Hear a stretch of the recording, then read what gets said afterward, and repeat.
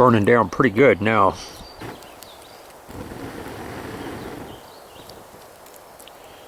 Just wasted all this time and effort. Let's give this another shot.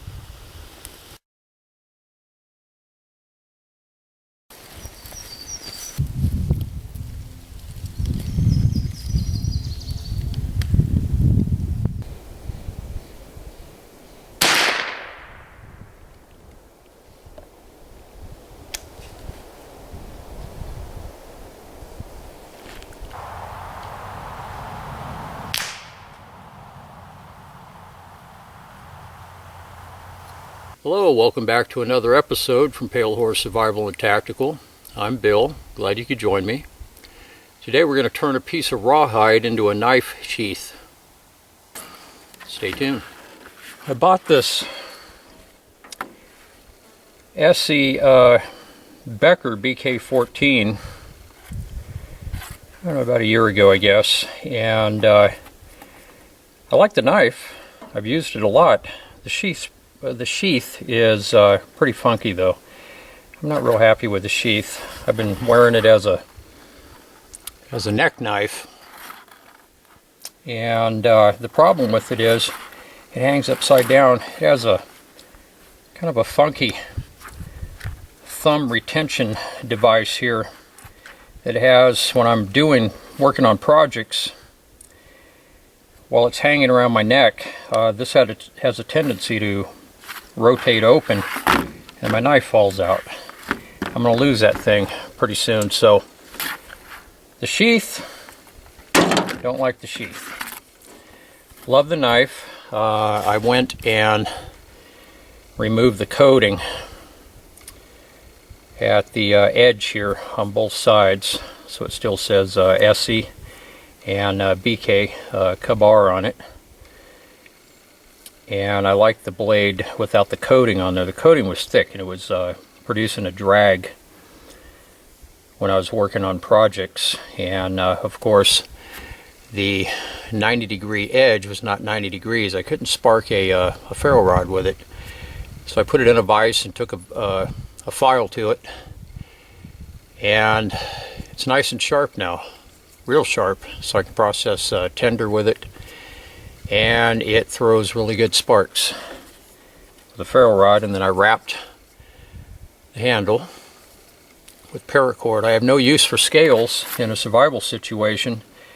They're really not going to do anything for me, but paracord, a number of uses. Bow drill cordage for one, so I could always unwrap this and repurpose that cordage. So, and I went ahead and left the coating on the tang, so that's all protected up underneath here if it gets wet. So anyways, I like the knife, and what we're going to do today is a project I've been wanting to get to for a while,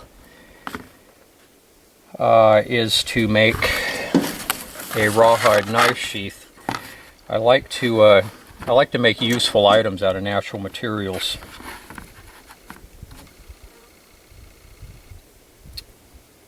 So what we're going to do is,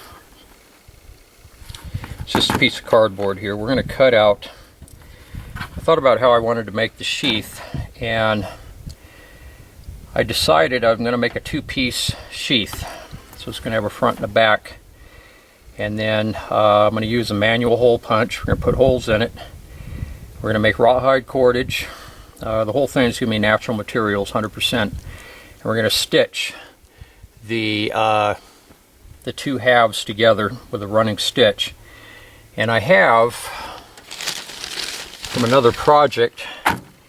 I have deer lacing, some deer hide, buckskin. So I'm thinking of putting fringe on it as well. Kind of give it a Native American look. Kind of a shout out to my roots. So that is the project that we're going to work on today.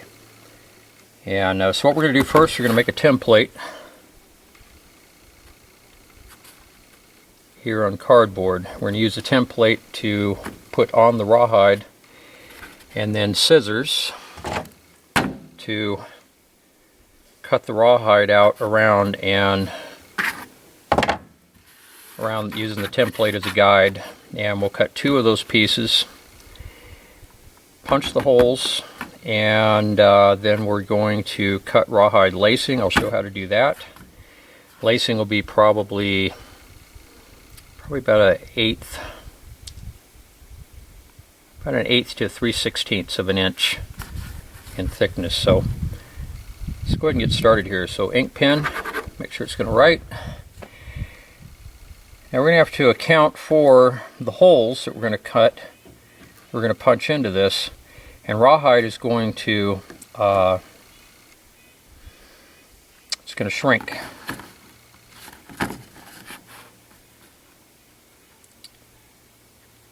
So what we're going to do is, and we're also going to make a welt. We're going to fabricate a welt that will go inside the sheath, sandwiched between the 2 halves. And I'll show what the welt does later. That's so that when you're pulling the knife in and out of the sheath, you don't cut the lacing after a period of time.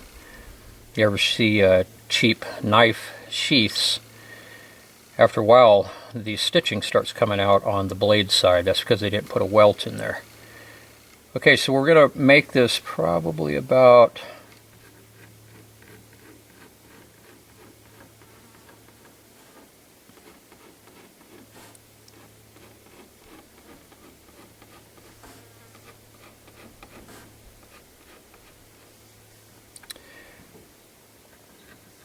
about 3/16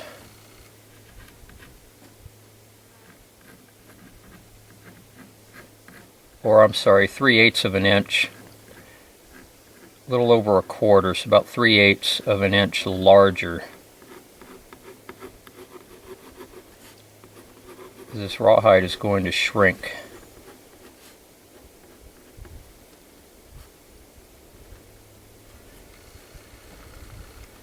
So we'll pop our holes in here and then lace it. So I'm thinking that should work. And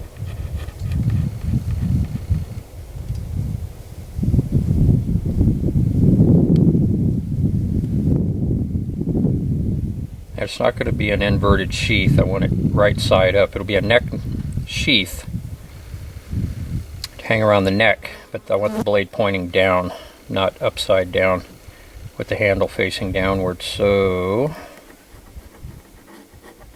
I'm going to go ahead and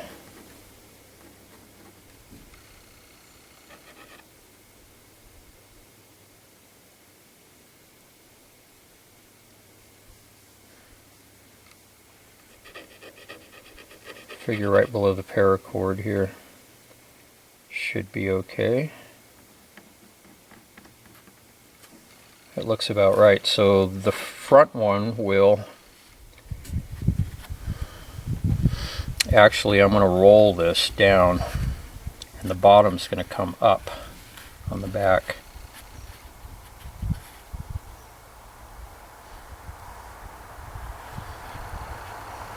So we're going to give it a little bit of style here. So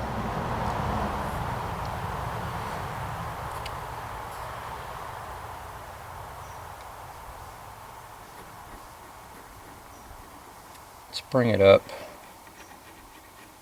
to about here.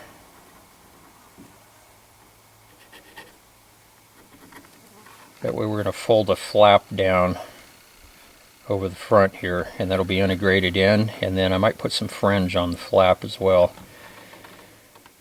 Okay, so this will be the front.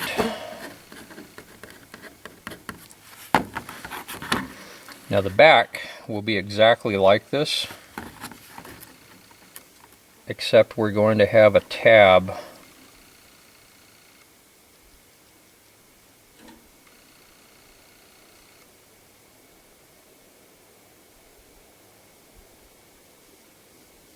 Actually, the tab would be probably right about here. That looks good. Instead of folding it, we'll have a tab, and I'll punch 2 holes, and then I can put 2 knots and then run. Actually, I'll thread it through and put a fisherman's knot in the top to adjust it. And this is how it'll hang. These will be the 2 attachment points here. Excuse me, I've been breathing smoke. We've had terrible wildfires out here.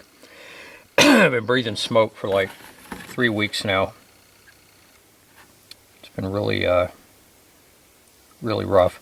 So we'll use this template here for our welt.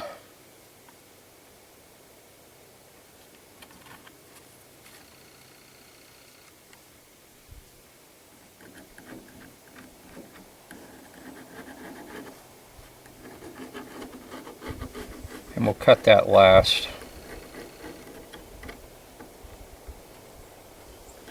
Something like that. So, alright, so scissors. Go ahead and cut this across here.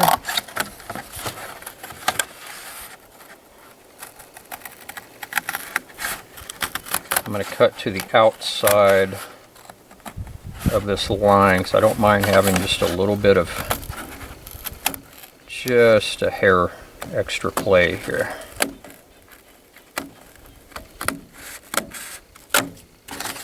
Get that out of the way.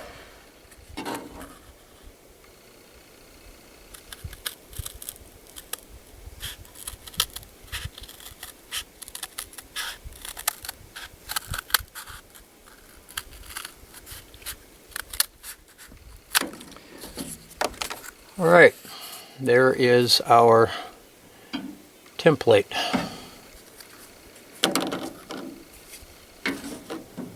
And for the rawhide, this is a dog chew that I picked up at the pet store. I think there was 3 of them, and I made other projects out of this stuff, but this is a very easily obtainable way of getting rawhide, and it's not very much. I think it was $5 or $6 for 3 of these, and I don't get the ones that are shaped like a bone. I get the ones that are rolled, so this is how they look. They come like this. So and it's actually pretty nice rawhide. It's pretty thick. Makes really good rawhide for projects.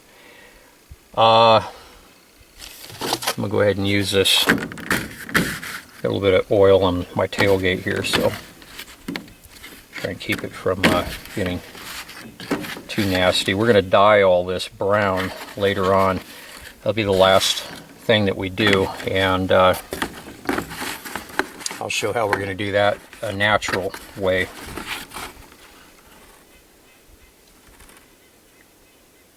Okay, so go ahead, and you see we won't need much rawhide at all.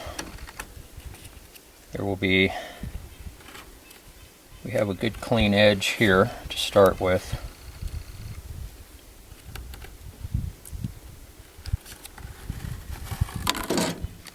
Go ahead and clean this. When they cut it, it's a little bit off, so we're just gonna clean that edge up.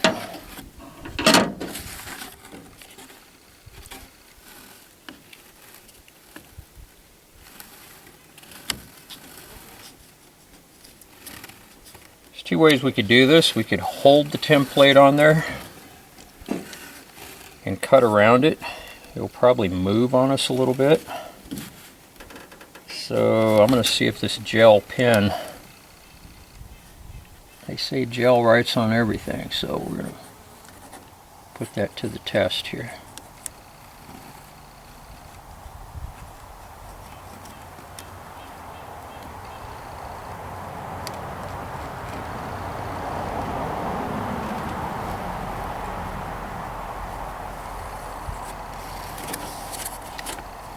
Well, looks like gel works right on everything. I don't think a lesser pen would have done that. So go ahead and cut our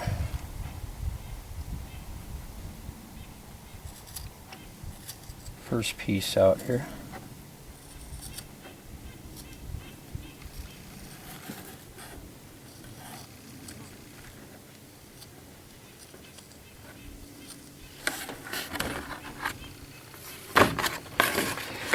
So the rawhide, just take it and put it in a big kettle with some warm water, let it soak for a day, and it will reconstitute. It's hard as a rock when it's dry. It'll reconstitute and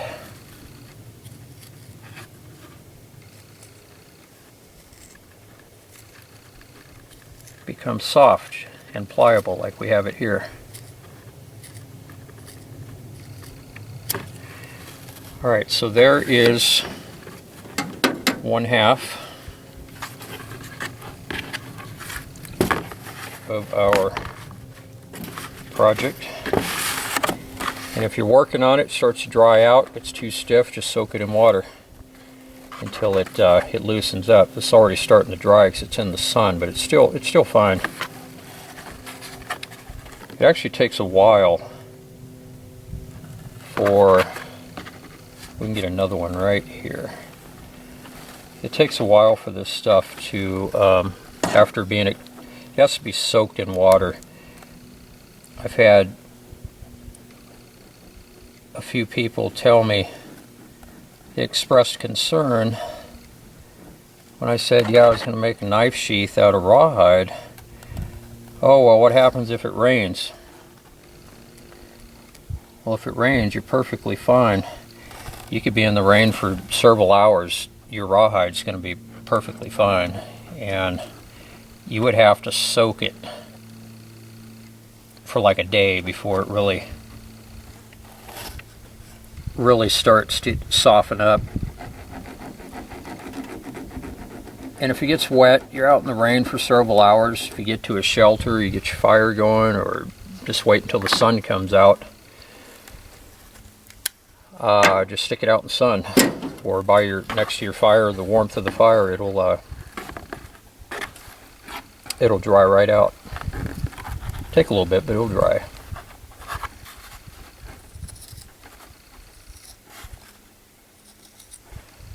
We're going to cut some lacing here next, and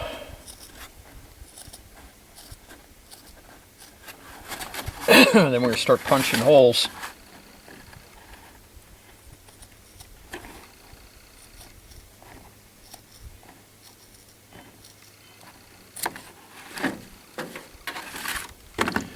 Make sure I'm not drifting out of frame here. It's bright out here and I have a hard time seeing the screen on my camera.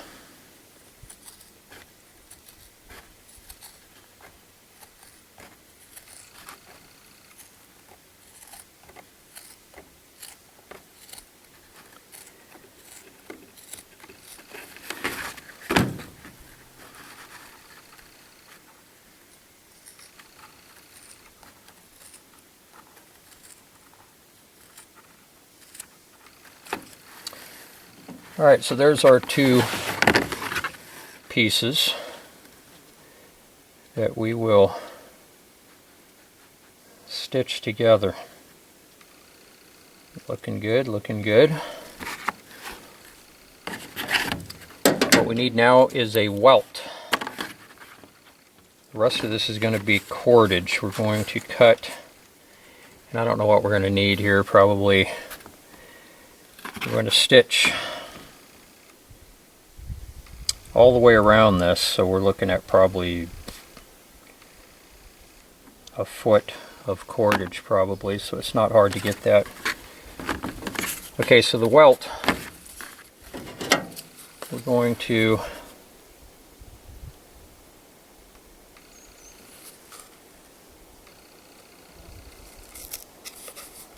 cut the welt out of here.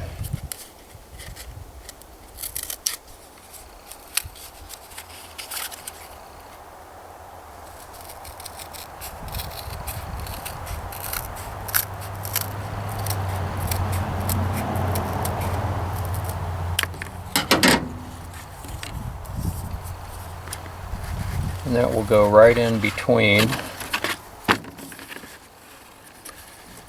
these two pieces, the two halves, just like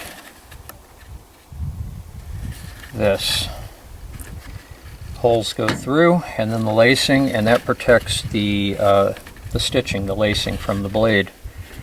And that is the welt. So we need to cut a welt here. This is already starting to stiffen up.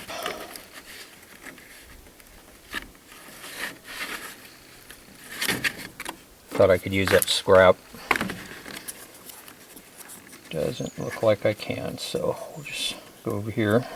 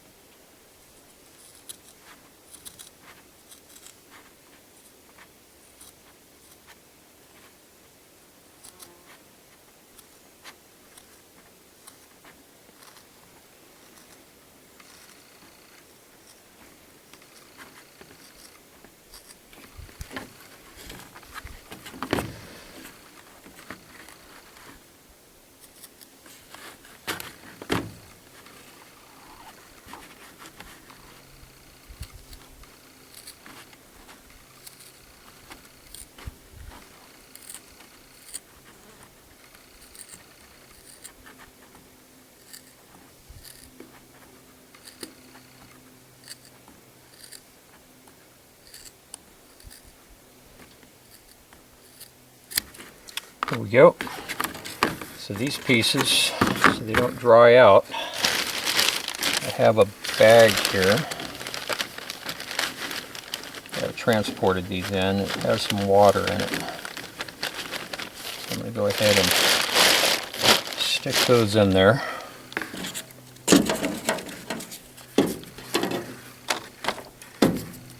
Okay.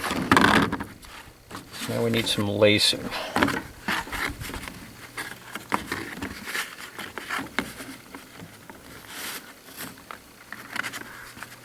We're going to cut a square. Don't need a very big one.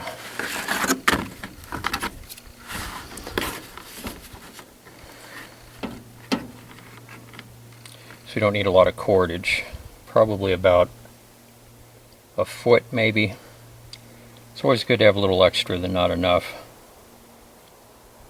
So we'll go ahead and we'll go ahead and cut it right about here.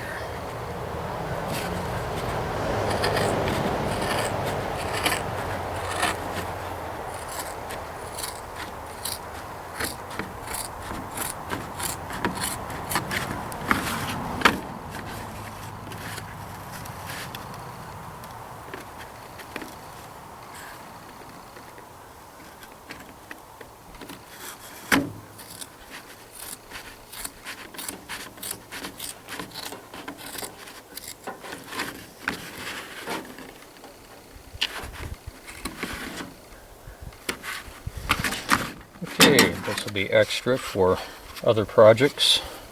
Go ahead and throw that in the bag. I'll put it out here and let it dry.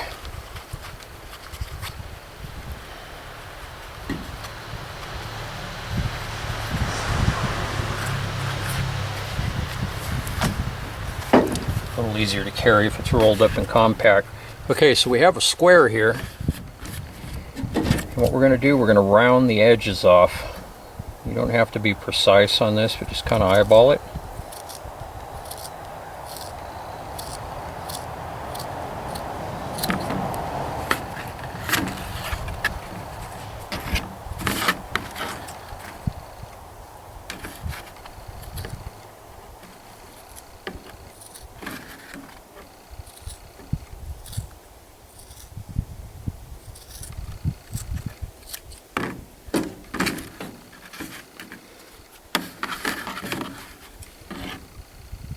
So we're just knocking those 90-degree edges off.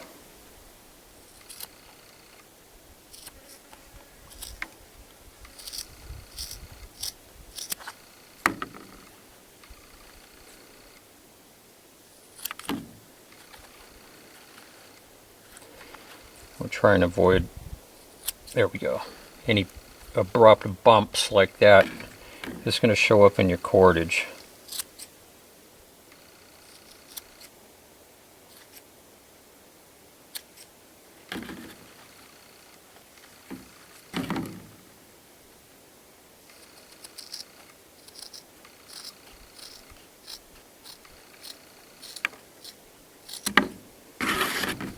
Okay, so this is what we have.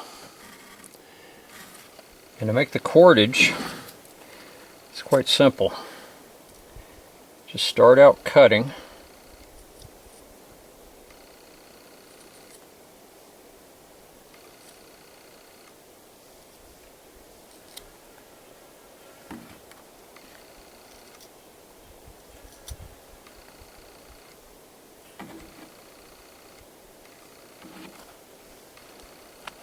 Actually, well, yeah, I could do it that way. I was thinking of going the other way. I could see the cordage a little bit better, but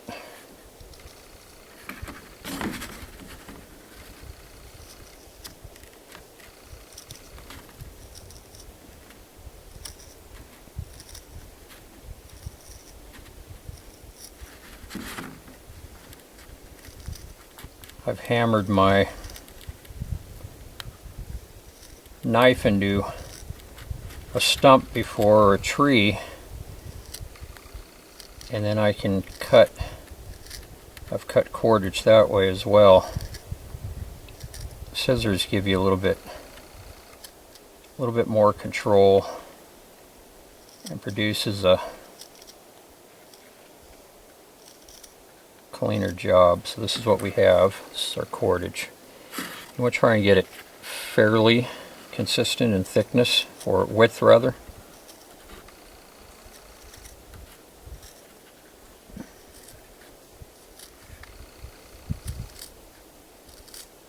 I mean, it doesn't have to be exact, but you don't want cordage just like real fat and then real thin.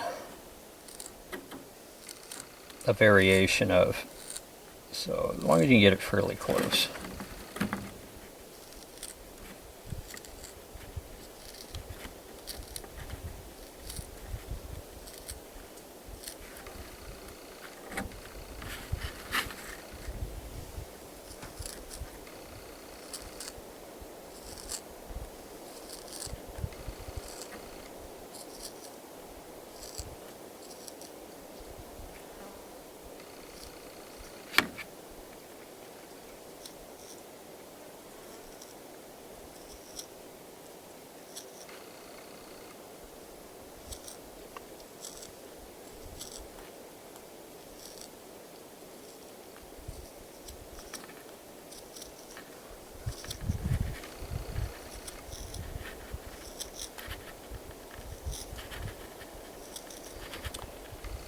Okay, so you just keep following this around. Here's the cordage.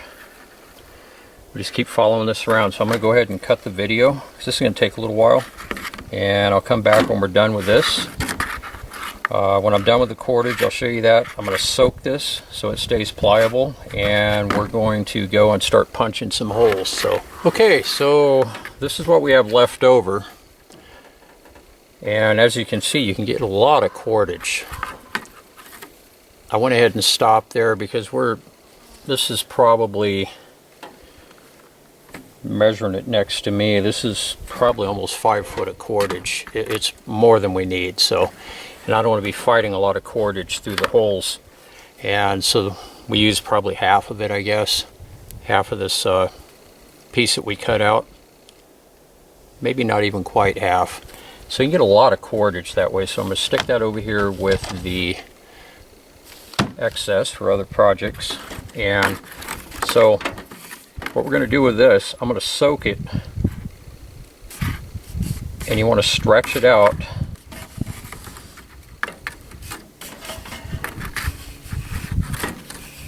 It's already drying, so I'm going to go ahead and soak this to get it moisturized here. And the other pieces inside here are doing good. So go ahead and throw a little more water in this bag.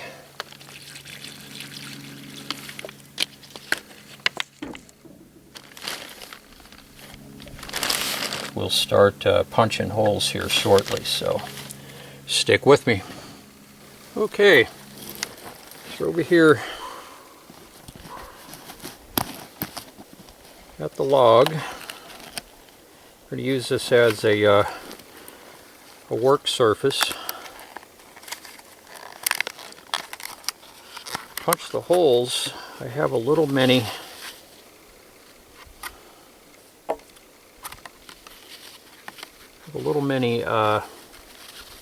hole punch set here. I keep in my possibles bag, and I think we're going to use the largest.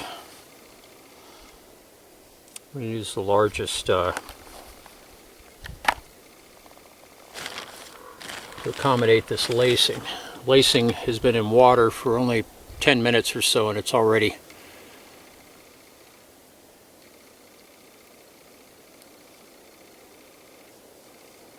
doing a lot better. So we'll stretch this out. So yeah, we're going to need the large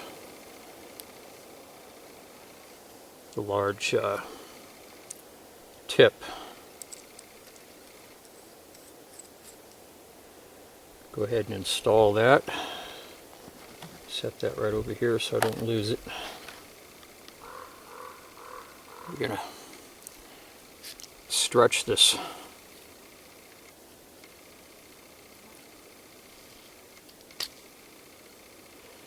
This rawhide is amazingly strong.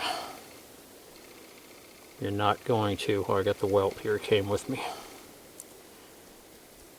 You'd have to work pretty hard to break this stuff.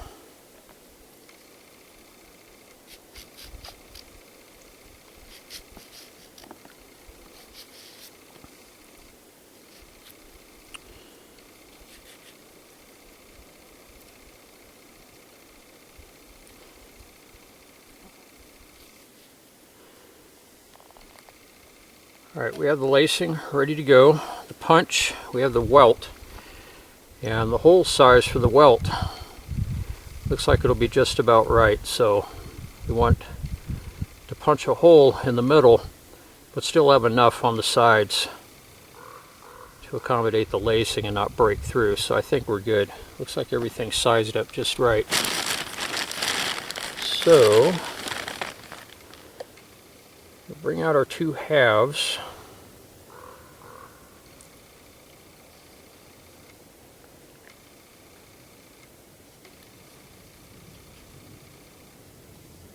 I'm over here in the shade. If you work with this rawhide in the sun, it will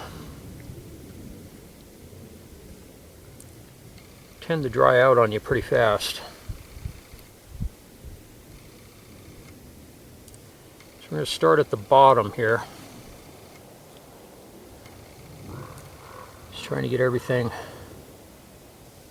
lined up properly. It's very important to get that first hole lined up just right because everything else kind of builds off of that. And if you're crooked in the beginning, it has a tendency to get worse as you progress.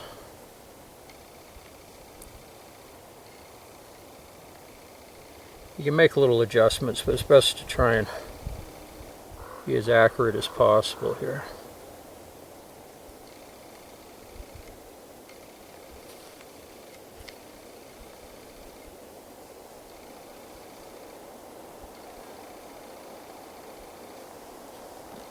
Not looking bad. There, we'll kind of look, make sure things haven't moved around.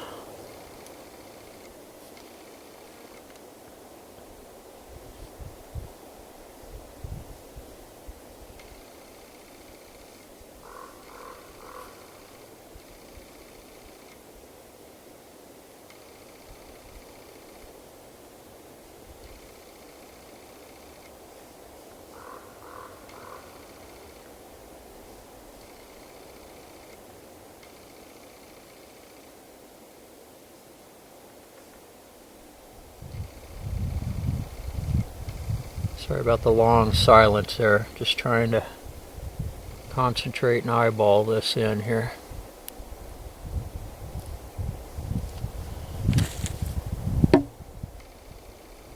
Once you get it to where you're happy with the spot, get your punch lined up. Pop the welt out.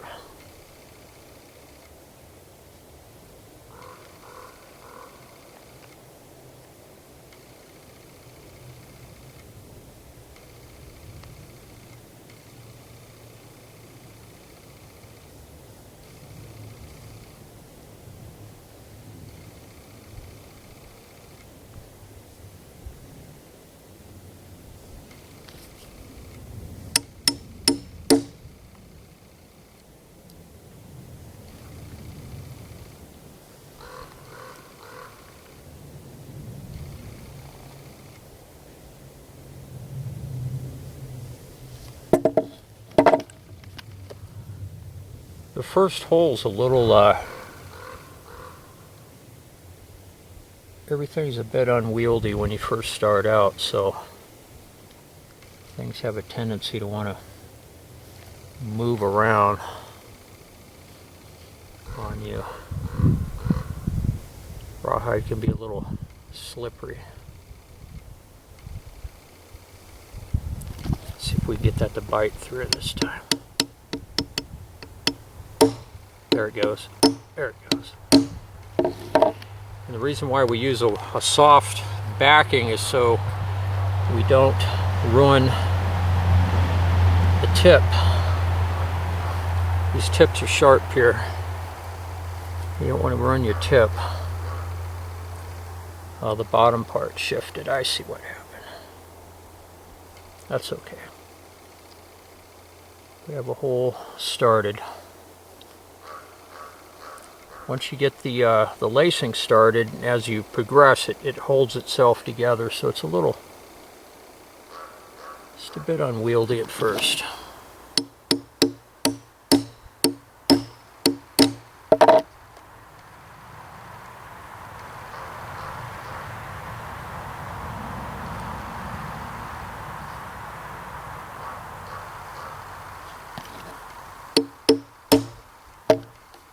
There it goes.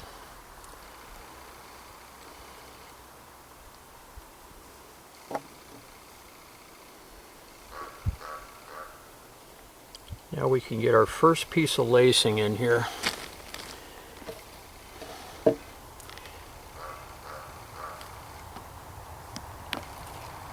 This is going to get a little dirty being out here, but that's fine, because after this is constructed, I can rinse it off in water. And we'll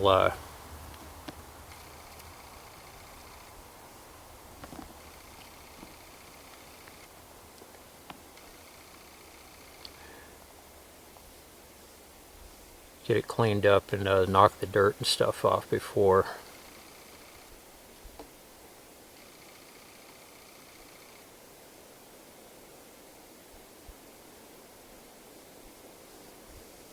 Okay, what we're going to do here,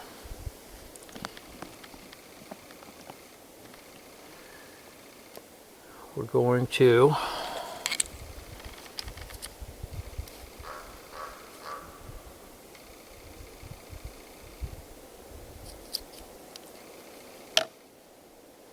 sharpen an edge. Just cut that so it's not square.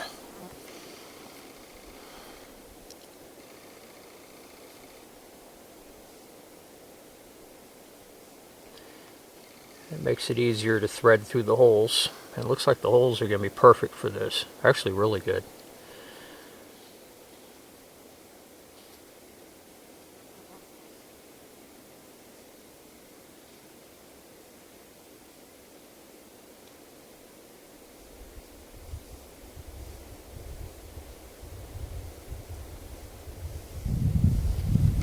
Go ahead and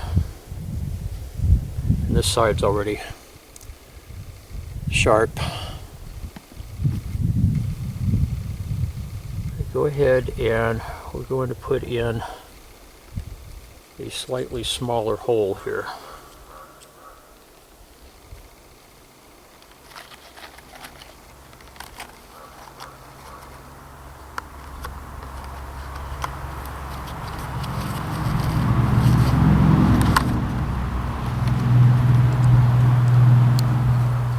The lacing's kind of thin.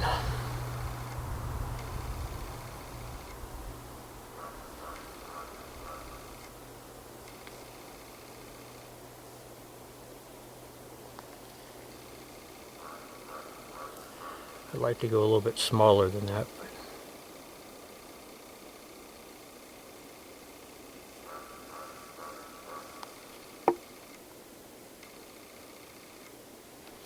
We'll see if this will work.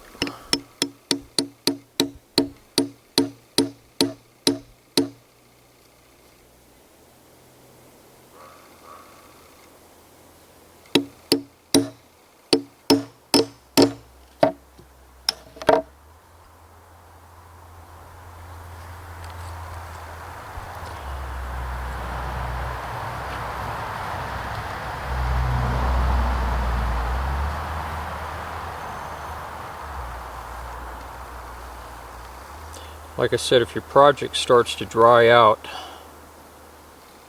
you just, well, see, that's a little bit too wide, so I'm trying to start this off a little bit different. Let me drop it down a size here.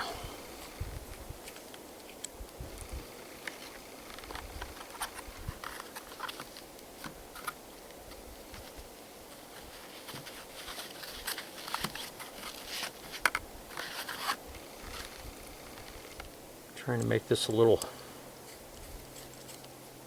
trying to get a hole in the middle of this lacing, and the lacing is thin.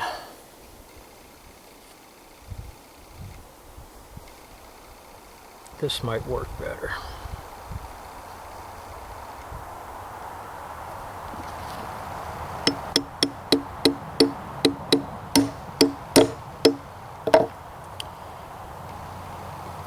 That worked a lot better. And I'll show you what we're doing here in just a second.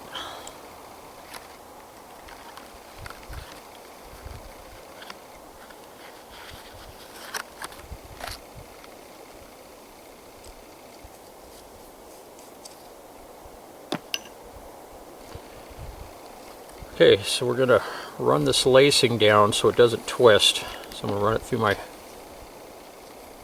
thumb and forefinger here.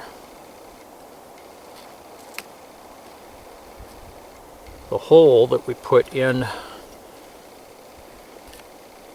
the lacing right in the middle, I had to drop it down 2 sizes to accommodate the width. We're going to run the lacing through this hole.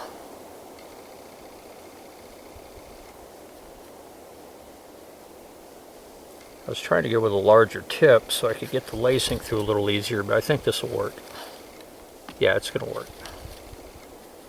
It's actually better to have it snug than too loose. I got to turn the lacing here so it's not pink. So this is what we have. Just ran it through the hole. Now when we pull this, just like that, boom, don't even, whoop. Sorry about that, drifted out of frame. When we pull that, we don't even have to start a knot. It went right through itself. So this is our first stitch. This little tag end on here, we could always cut that off.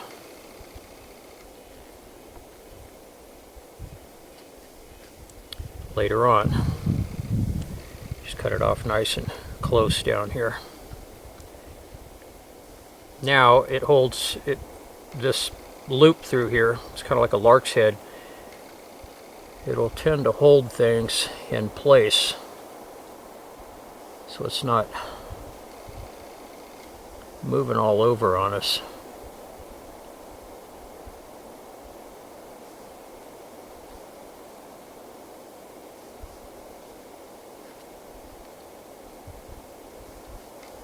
Otherwise it turns into a wrestling match. We don't want that.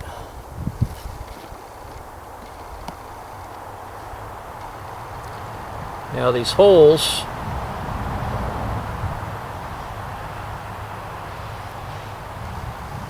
we can put probably about every half an inch, roughly. It could be a little bit less than that.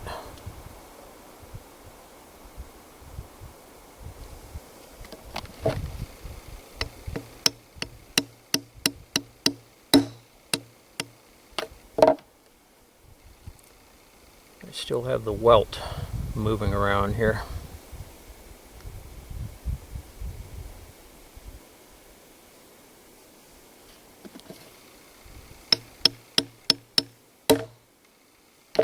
And the welt's kicking out on me still.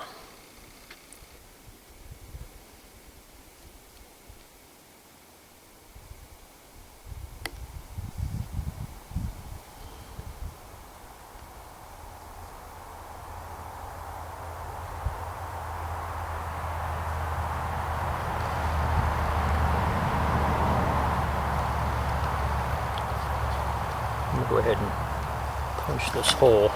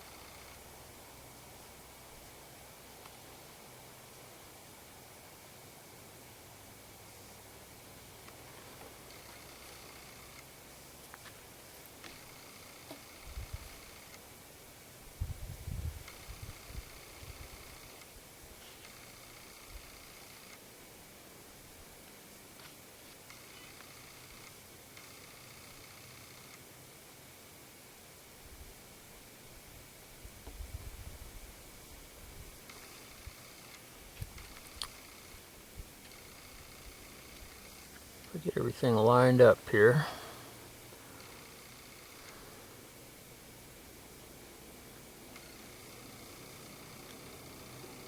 Let's see if we get it through here now.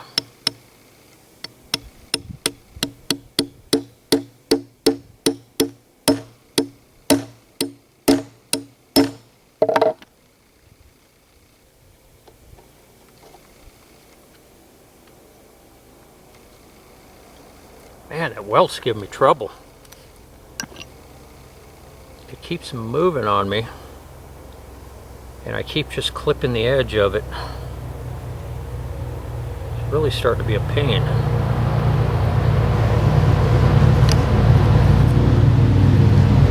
Let's see if I can get it.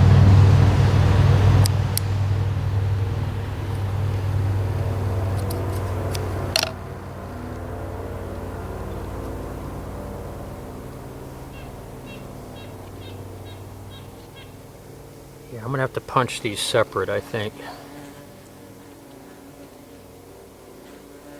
Just trying to go through all three is not getting it. The welt keeps kicking out on me and I'm missing the center point on it. And when that happens, it just doesn't work. So I'm going to punch a hole out here. I think if I can get it started, it'll be okay.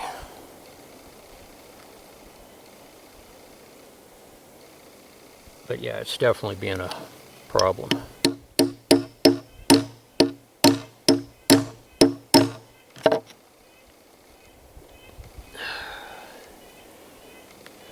And that has been what I've been trying to do, and it just won't work. It's not working going through 3 layers at once.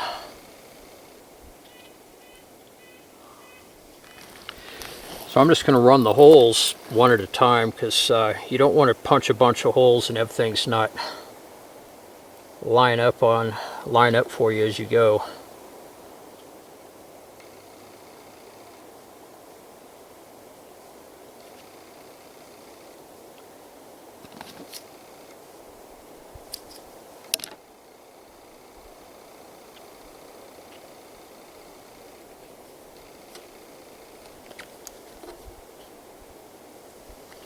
Okay, I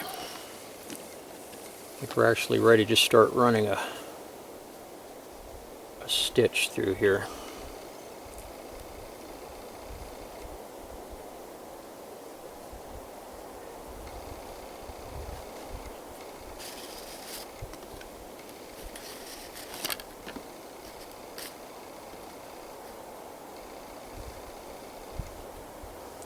Just want to make sure it's not twisted up on itself when you do this.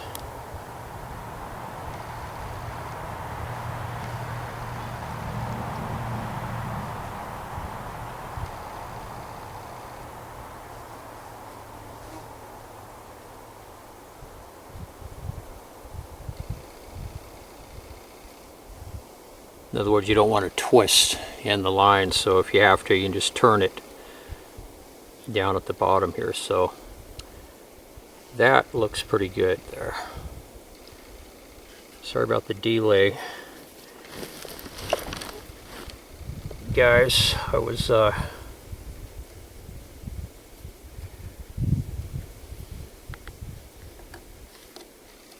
trying to get my act together with that welt. So we'll go ahead and we're going to punch. I think I'm going to pull the welt out of the way, just like that. And I'll punch 2 holes at once, and then I might be able to nail the welt afterwards. Let's try it that way. It's just moving. Trying to go through three at a time, it's too much.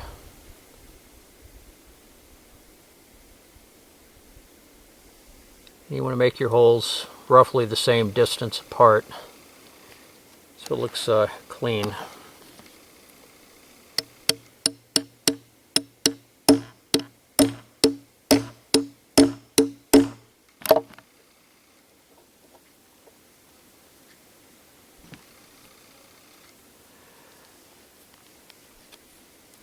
And that worked really good. So now we'll swing the welt back in, because those 2 holes are lined up.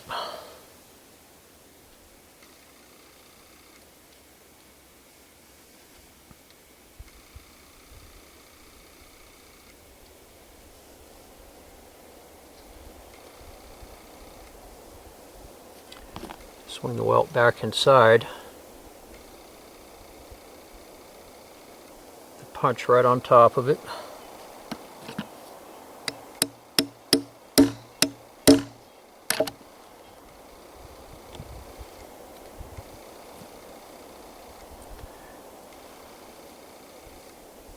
And that worked really well.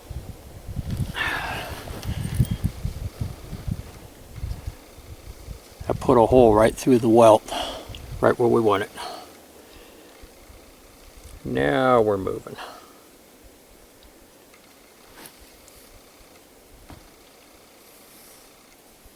Grab a hold of your cordage. We'll run it out here. Take the twists out of it.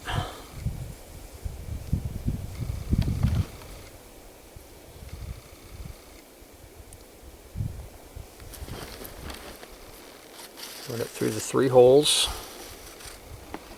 And this is where you have to kind of... I actually got it right the first time. I didn't have to turn it around, untwist it.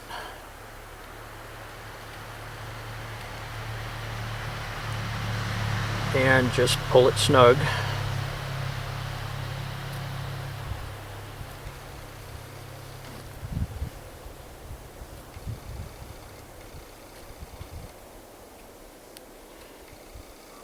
Now another thing what I wanted to do here before we get ahead of ourselves, I wanted to add some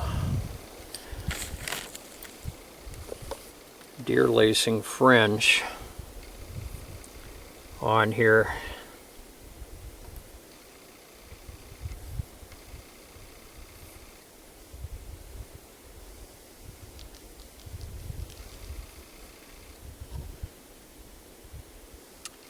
I'm thinking probably about this length would be good.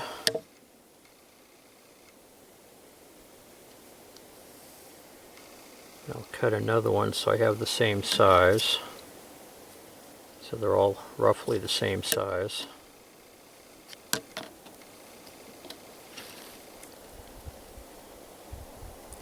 Before we get too far ahead here.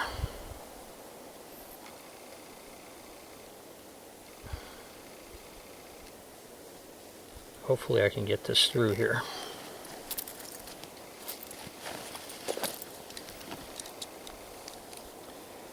I almost forgot.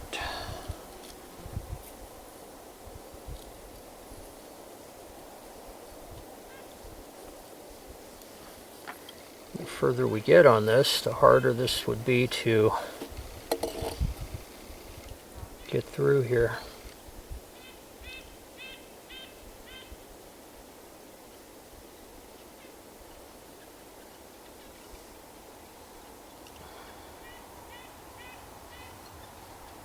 I'm using the awl on my multi-tool.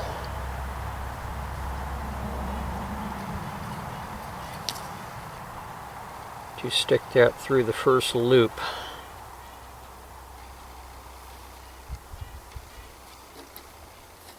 I was thinking of tying these, but you know, this is going to shrink. I think I'm just going to leave them like this, because they're pretty tight. May change my mind.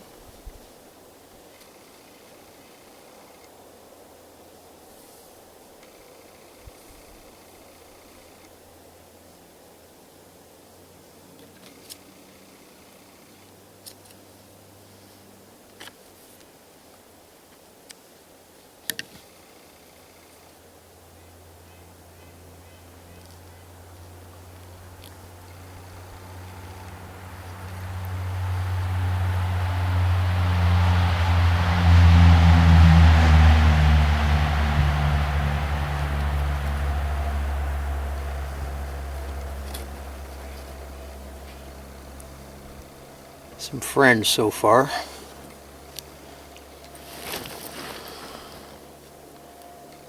I'll just leave them loose for now. I may tie a single overhand on these.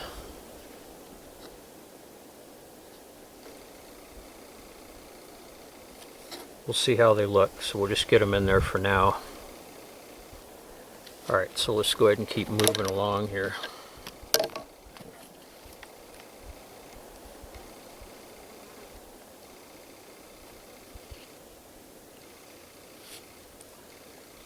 I'll go ahead and punch another hole.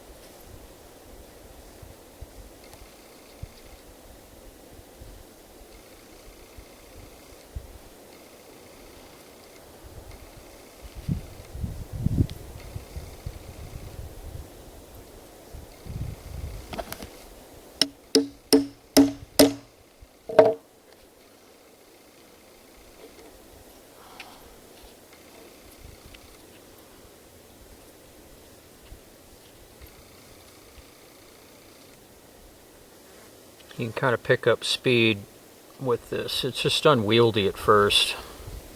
Things tend to want to move around and not cooperate fully.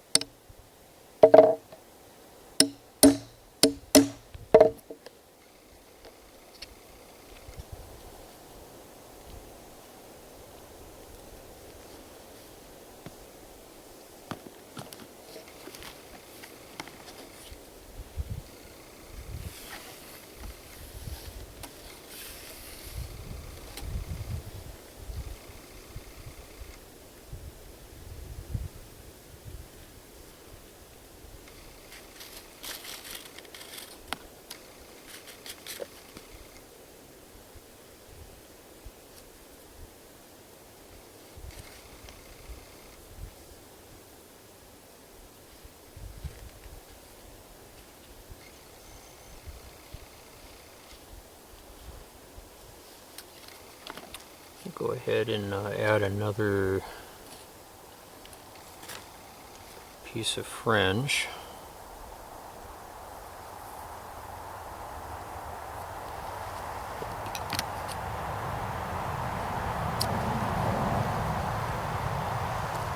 I'm just measuring off of each one so the pieces are,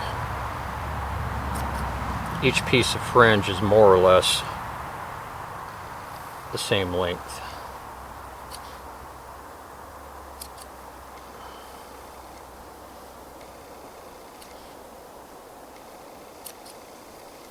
There we go.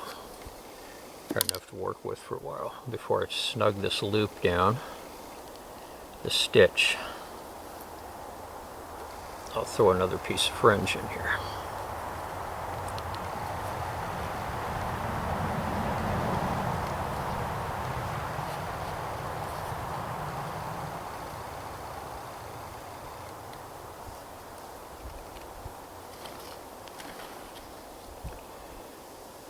That's not looking too bad so far. I think it's pretty workable. Let's go ahead and swing this welt out of the way. I'm just going to do these two at a time. Speed things up here.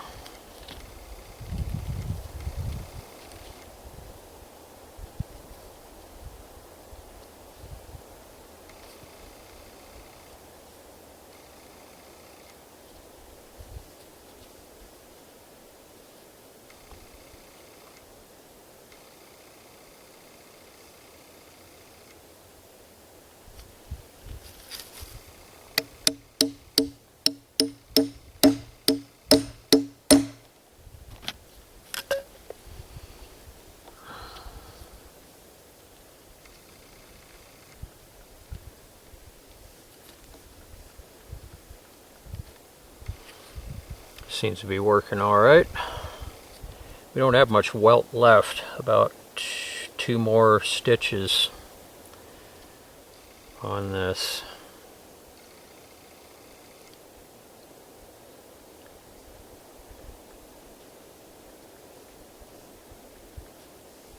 I'm thinking.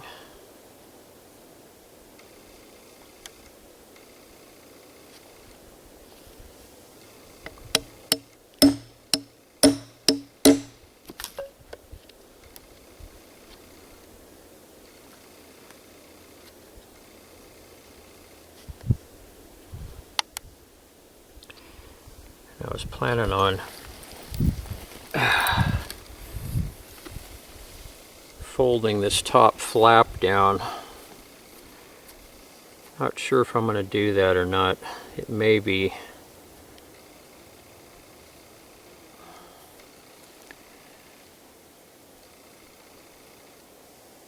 a little more trouble than it's worth.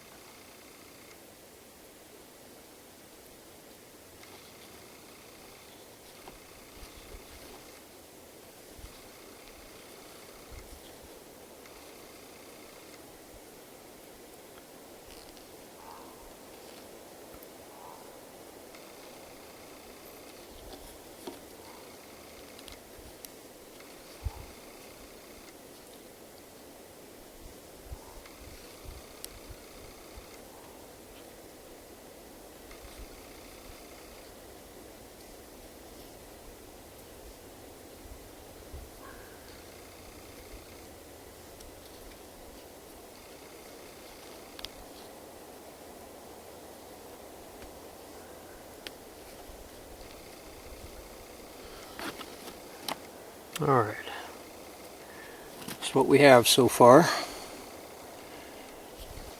Yeah, I was thinking of, legs are falling asleep. I was thinking of folding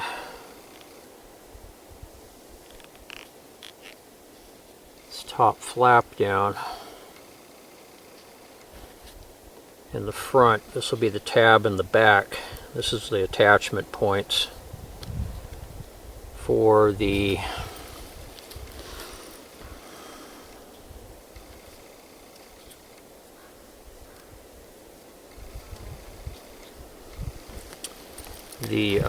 lanyard to hang it around the neck. I don't know, I might be able to do that. There's going to be extra holes here. It's only going to result in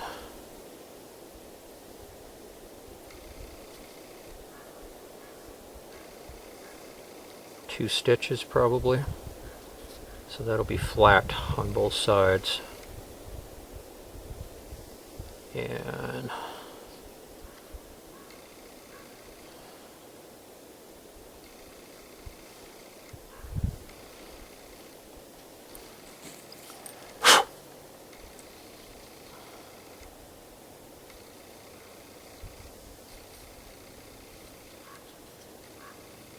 so the knife will go in.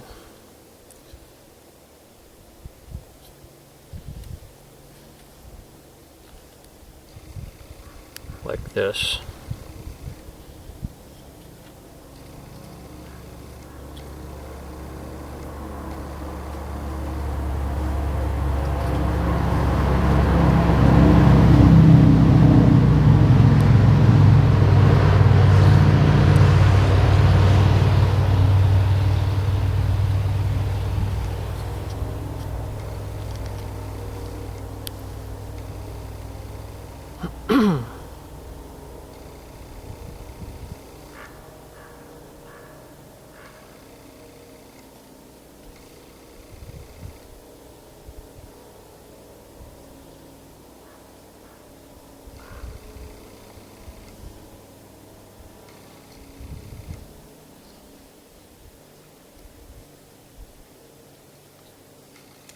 Hey, you know something? I like the looks of that. I think we'll do it. Be a little more work, but I think we can make it happen.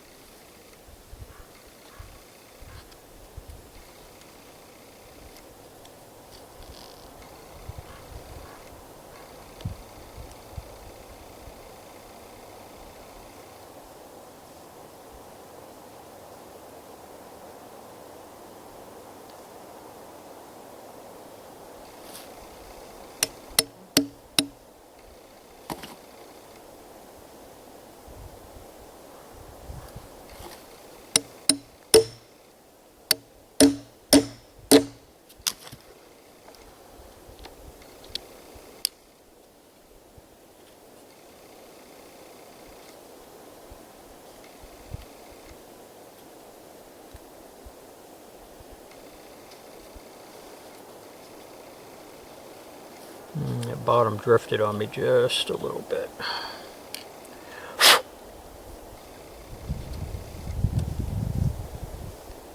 Yeah, sure did. It's all right.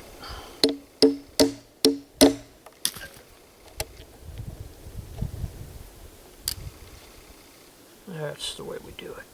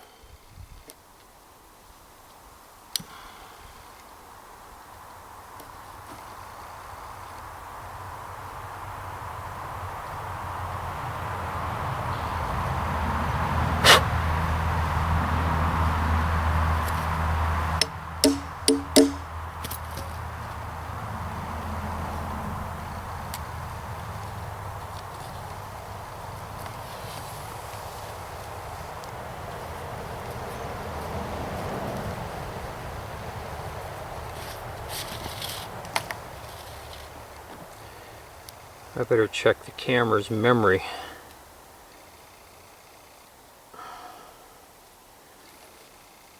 Because I've been rolling footage for quite a while. I'll probably cut the footage now that you guys have an idea what's going on here. And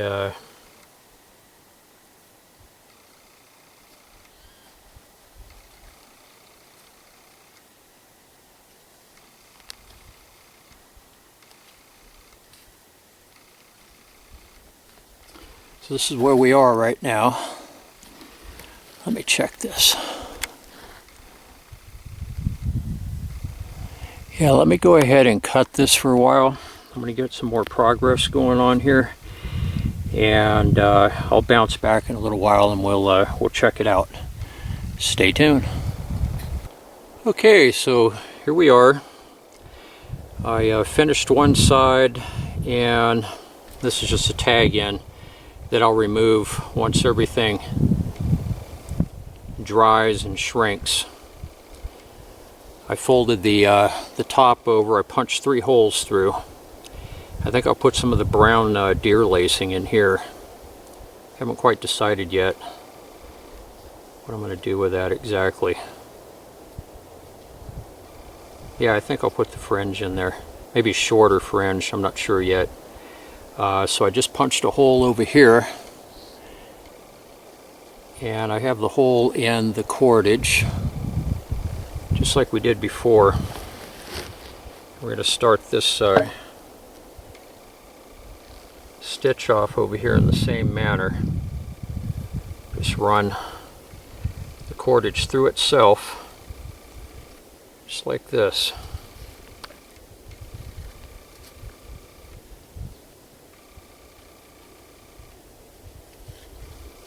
And you have to untwist things as you go. You don't want it twisting over on itself. There we go. And no fringe on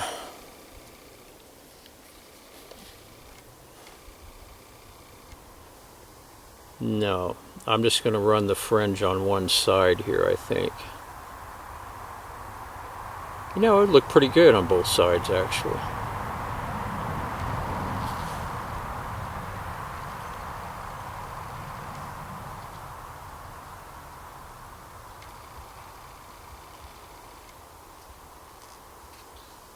I think I will run fringe on both sides.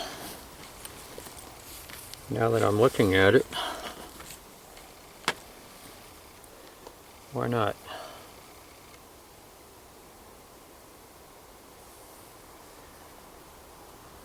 So I'm going to go ahead and the same method will apply as the first side, except we're not fighting a welt on this side. That'll make things a whole lot easier.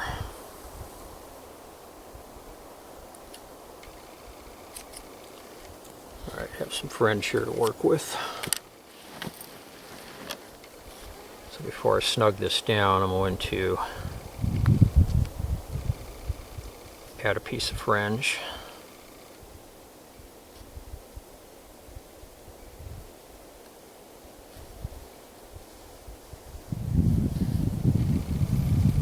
Just like that. And that way we don't have to tie a knot. We just pull that in just like that, and it locks itself. And then we can go back and we can trim that nice and close later on.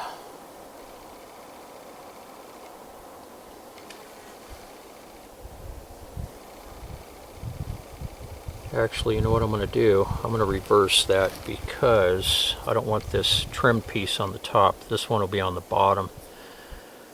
And that way it'll be out of sight. It'll just be a lot neater job. So I'm going to change this. So instead of coming through the top, I'll come through the bottom. I'm going to go ahead and pull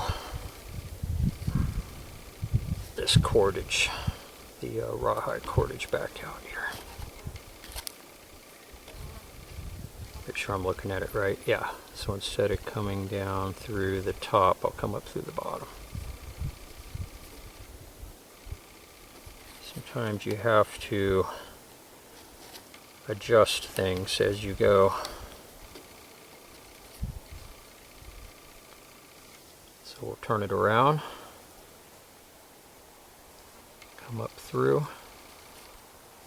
bottom, back through the hole, and put our piece of fringe back in here.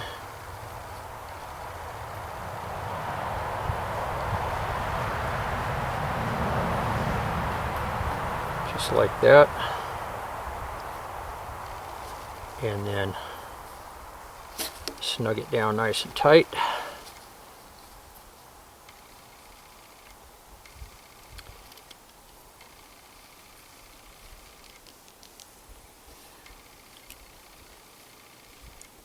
Just like that. That way when I trim that, it'll be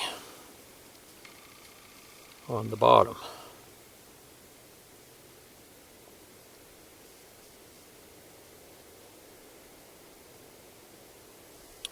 Yeah, because I'm going to bring this next stitch up through the bottom here. So that'll be hidden right on the back side. Just as this one is when I trim that off nice and neat. That way we don't have an ugly splice out here in the front. I'll go ahead and roll some footage here for a bit, and then for another hole.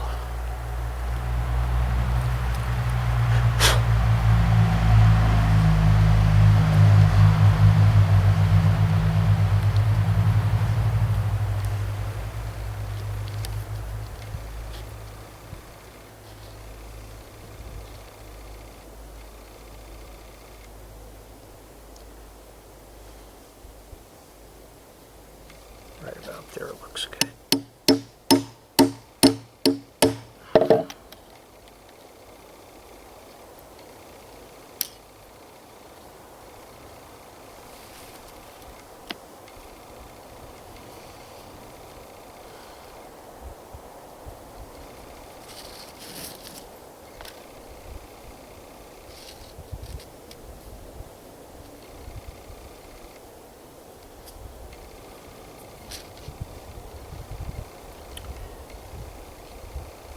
You just want to make sure you don't have any twists in here. You have to rotate it sometime to bring the twists out. There we go.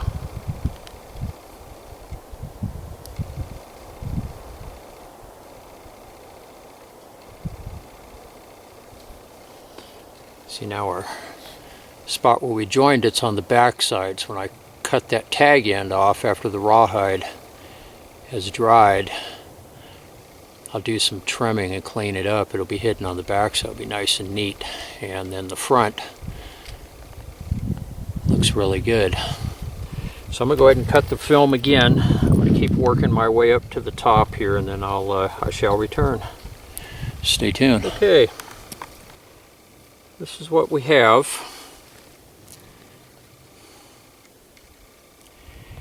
And the knife fits into it perfectly. Slides right in.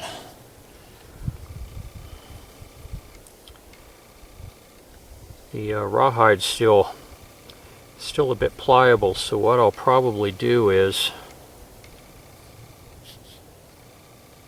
when I get home, I'm going to put some saran wrap around the blade.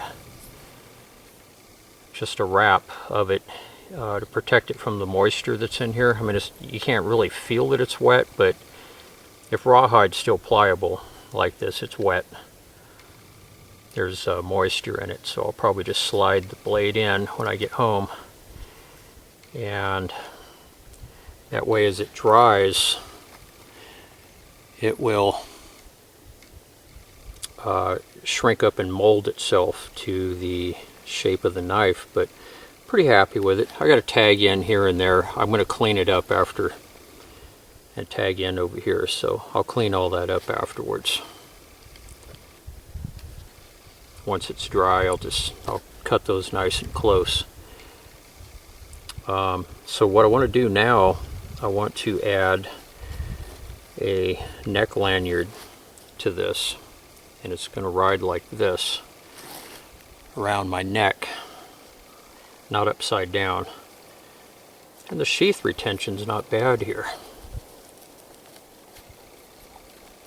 I mean, it comes out if you shake it, but upside down, but the retention's pretty good. And it'll be a lot better once that shrinks and dries. Yeah, and I added 3 holes here on the little flap that I folded over. Gave it a little Native American look to it. And I added 3 pieces of fringe. I just attached those with lark's heads. So what we're going to do now, we're going to use this deer hide lacing. Now this is what I have left over from the rawhide lacing. I mean, there's a lot here. There's enough to do another one easily. So I'll put that with the rest of the rawhide. That'll be spare pieces for other projects. So I want to punch small holes now.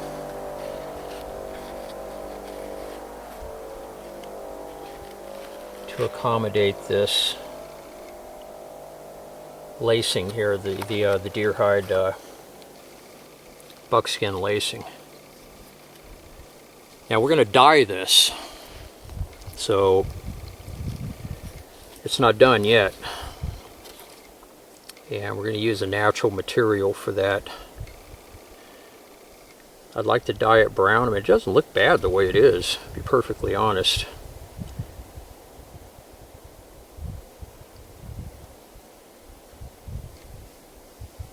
I'm kind of wondering if I want to dye it now, because I'm kind of liking the, you know, as it gets dirty, it'll darken up naturally. I may not even color it. What I was going to do, so I don't leave everybody hanging who's watching this, if I don't dye this, I was planning on dyeing it with coffee. Just making up some really, really strong coffee and then soaking the sheath in there for about 12 hours, minus the knife in the sheath, obviously. And then pulling it out and then letting it dry. And when it gets to this point, then I could slide the knife in and let it dry and shrink and mold to the shape of the knife. And these pieces right here, so I've got a little bit of retention. I'll probably put something on here as it dries, so it kind of molds around the top of the blade. So once it dries, it's going to stay in that shape. It'll be hard. So anyways, that's what I was going to use, coffee, just in case I decide to keep it this color. So I'm kind of liking the color. It'll darken up as it gets dirty. I didn't think I'd like it as light as it was, but it's kind of taking on a light buckskin color now, which I'm kind of liking. You can also color these in smoke from your campfire too. It'll take on that golden buckskin color. Alright, so what we're going to do here, I'm doing this with the blade in, the knife in the sheath.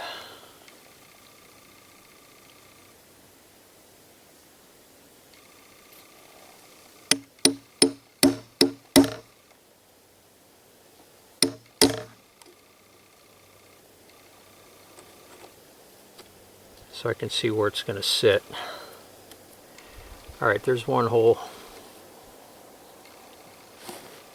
Find a spot on the log that I don't have holes in here.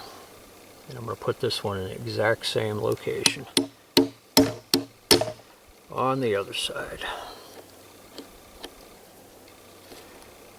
Alright, that looks good. So I'm going to get this out of the way. I'm going to put these components back in here before they get lost. Throw that back in Possible's bag.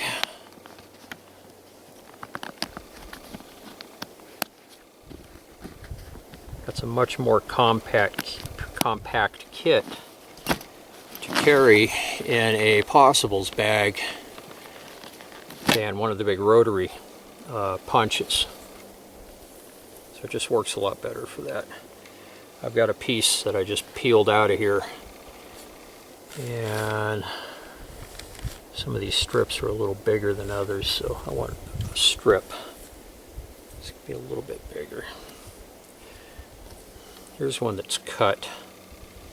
I'll put it around my neck. You know, I'm going to use this because I don't want to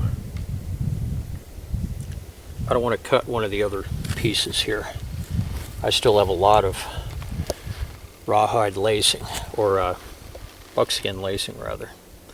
Okay, so what we're going to do here, we're going to feed the lacing through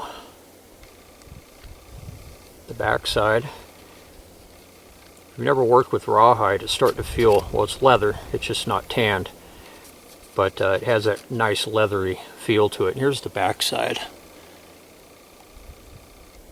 This thing really came out pretty nice, pretty happy with it. That welt was a little bit of a wrestling match in the beginning.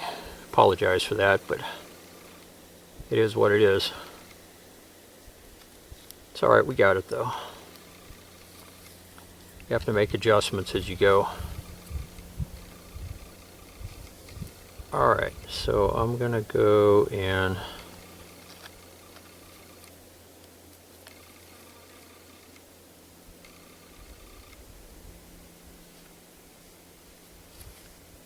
untwist this. There we go. Okay, so we run it through.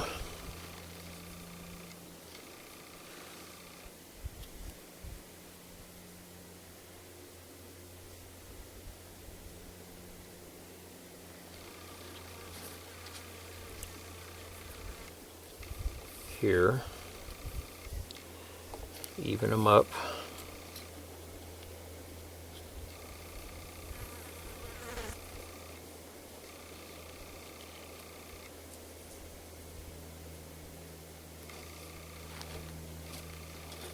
Alright, so we can make this adjustable now. And how we'll do that, we're just going to throw a single overhand fisherman knot in here. You can do a double if you want. Whatever However you want to do yours. You can personalize it, make it yours.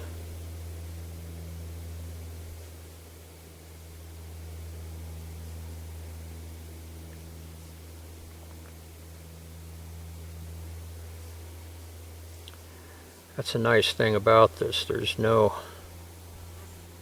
single way of doing any of this. You can do it your way and personalize it. I'm hoping this will slide on this buckskin here.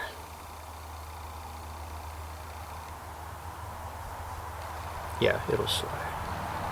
It's pretty grippy, which is good because when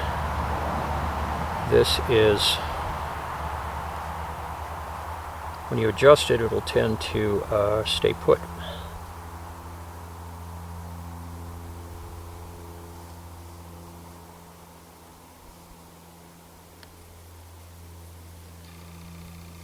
So with a couple of single overhand fishermen's, this is very simple to adjust. Like I said, this buckskin's pretty grippy, so it's not going to slide apart.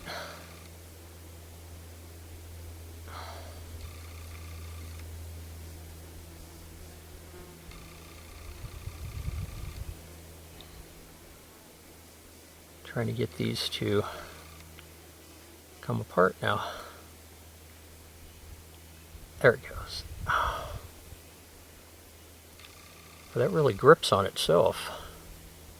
It's got a lot of friction.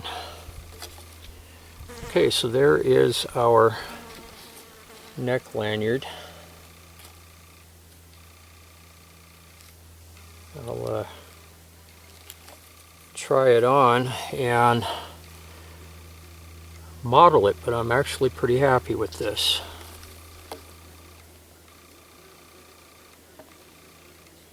Actually did not come out bad at all. So let me try this on and I shall return. Alright, well, here it is. And it's straighten up my shirt here. It's not too bad. Sits right about where it should, and I can adjust that fisherman knot. I can shorten it, get it to right up to about here, or leave it about where it is. I mean, it's pretty close about where I usually wear a neck knife. Usually it could be a little bit shorter, I guess.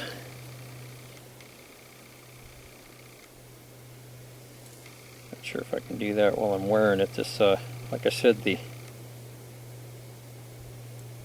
rawhide is, buckskin rather, is pretty grippy. Oh, there we go.